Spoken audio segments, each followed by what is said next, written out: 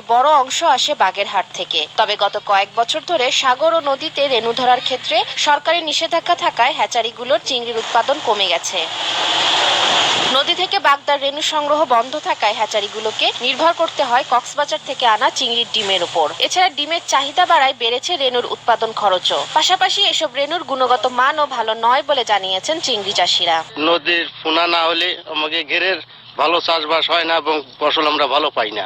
বন্যায় তো ক্ষতিগ্রস্ত হয়েছে, মাছের দামও অর্ধেক হয়ে গেছে। সরকারের কাছে আমাদের এই দাবি, যাতে আমাদের মাছের দামটা বাড়ে এবং আমরা ভালো জাতের পোনা পাই। তবে হ্যাচারিগুলোতে রেণুর উৎপাদন বাড়াতে গবেষণা চলছে বলে জানালেন এই মৎস্য কর্মকর্তা।